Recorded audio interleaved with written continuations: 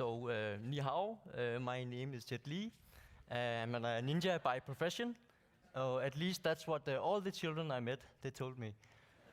So I think that today might just be the time to step out of that undercover research role and say that actually my name is Martin, as Bernelle touched upon. I came here as an interaction designer. And to me that means that I'm interested in using design to solve the equation technology plus people equals wow. And also I'm part of a research group that I'm representing here. It's called Frugal Digital. And Frugal Digital is all about starting from local research and exploring new ways to appropriate and exemplify technology that builds on local resources, local skills, and local imagination. So what I've been looking at is the radio technology, in the sense that radio technology is something that's widely available. It's already well known. I'm exploring if there could be other ways to think about it. And here's another way for you. This is Misola, who's a farmer in Cape Town. And right here now he is broadcasting to his whole community using the cell phone in his hand. And he's using this device, the mobile radio station that I've been prototyping. And basically what it allows us to do is to have a radio broadcast just from a mobile radio station in a box. And we are broadcasting right now on air on 101 FM. If you should be interested, you can tune in if you have a cell phone with a radio. And you can listen to my talk twice at once, if that should make it any better. But also I can say that this builds on, because it builds on a cell phone, that means also that if you call this cell phone, my cell phone now, your call will also be on air. So our conversation can be broadcasted on the radio. So let's hope that Mom decides to call in now. Because anywhere in the world you are, you can be part of our little community radio now. So I'm using this prototype to explore what could it mean if we think differently of the radio. Instead of just being something you can listen to, it can be a two-way thing that you can also talk to. So I went to find people with a loud voice and not afraid to speak up. And I definitely found them here.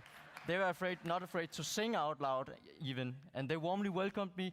We had a great time here at a meeting. And I also met some radio producers at this meeting who told me that there could be an interesting potential with the broadcast I had, because today the community radio is a little bit often too general for the communities to really find relevant to listen to the longer discussions and keep on listening to the radio to inform their community and be relevant. So they came up with the idea that we can have this localized microcast. So you have looking at a confined community where you can optimize, as they say, the content to be specifically relevant to this community. And they exemplified with a call center where we did a broadcast for the workers.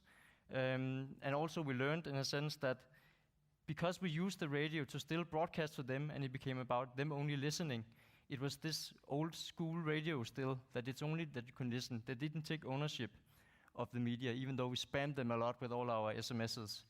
In parallel to this, I also tried to engage with other communities that already have a strong community, and this is the Itembe farmer community, and Itembe means hope, and hope is certainly your community here, and your community is your hope, because times are tough and you cannot always rely on having food supply yourself, and you can borrow from your neighbors and rely on their help. So I went to meet with Auntie Rose, and the aunties of the community are wise elderly women who are often sought of for advice by the other community members and on big and small matters. So I asked her basically, what if you can have your own radio broadcast? And she looks a little bit like she's looking at me now, and I'm wondering, what? And then I rephrase and I say, okay, what could be useful for? And she says, or what are the challenges you face? And she says, it's very, very hard to plan for just a simple sharing of basic information. It requires that you walk door to door with over 300 flyers to invite people, and then you're not even sure that they will be there. And if it starts raining, you have to do it all again. So it was a great challenge for them, and she said it could be interesting. But enough of the talking, we went on with the actual broadcast, and here you have Misola again, sorry, who's actually saying, everybody of the Temper Pharma community, come to Auntie Rose's place and broadcast yourself. And this notion of broadcasting yourself reminds me of a certain social media platform I heard of. And this was also the day that the radio became social to me, because this was the day when they started imagining a two-way use of the radio, where you can have announcements to the community, updating them at certain times, at certain frequencies, on where to meet, and if they started raining, you can have another broadcast. They also had the idea you can have an open community mic, where you can call in and update if there's something interesting in your community. And this also touched upon the social media thing, reminded a little bit of a tweet to me. So when you're on air, do you actually need everybody to have smartphones, internet access, and be literate and fighting interfaces to have online communities when you can have on-air communities just using your old cell phone and your own voice? So this also inspired me to go to the informal communities where you have a strong community, and it's very dense, but there's a very, very strong community sense here. And I'm going to share a little bit video with you on how that went. Sound? Identity documents so that they could be able to apply for their subsidies. Thank you. نعم قالوا ايوه قالوا نعمل تشات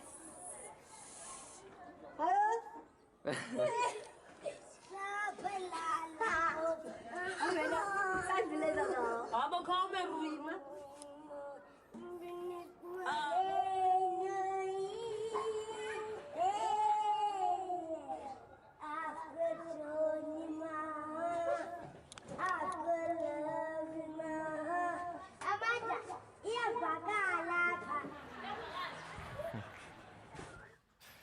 So now that's what I call a radio broadcast.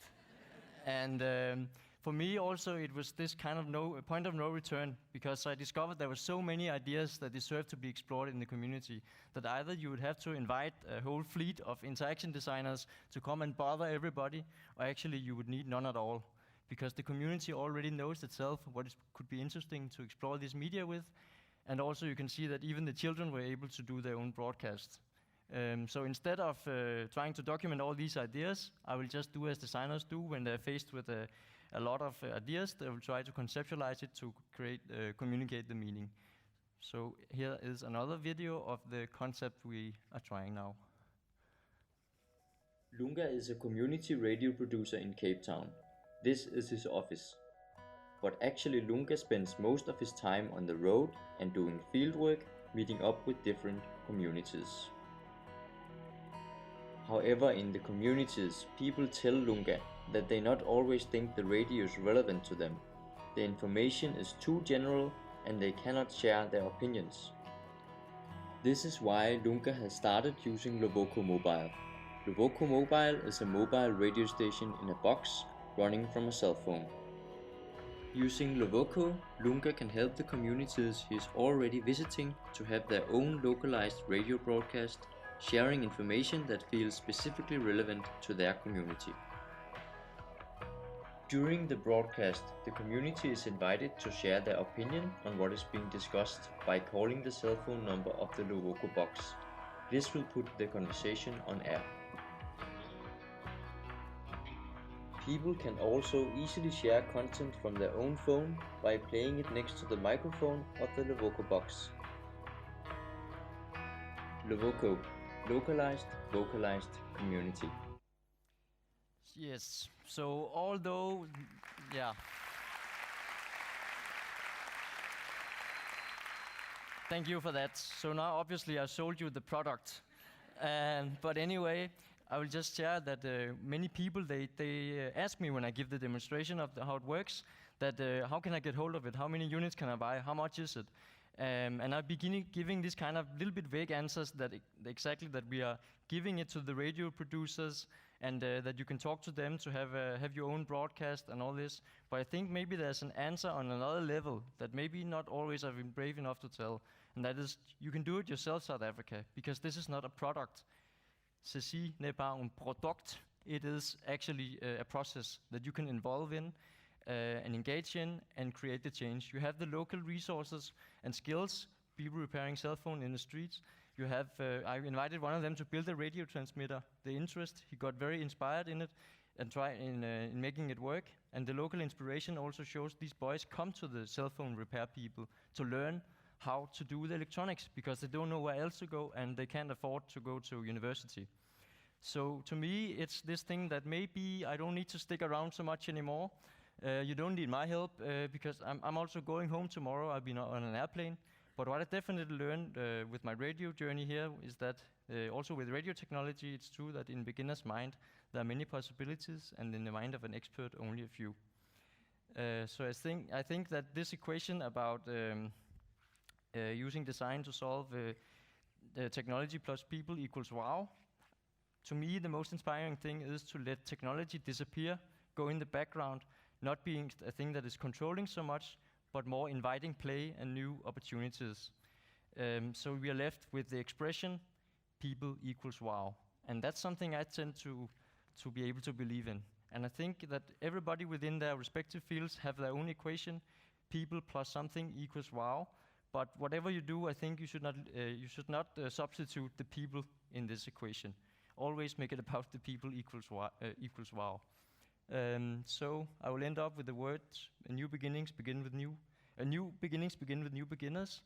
And I will show you some of my favorite radio producers that's been the most inspiring and the one with the most ideas to me of all.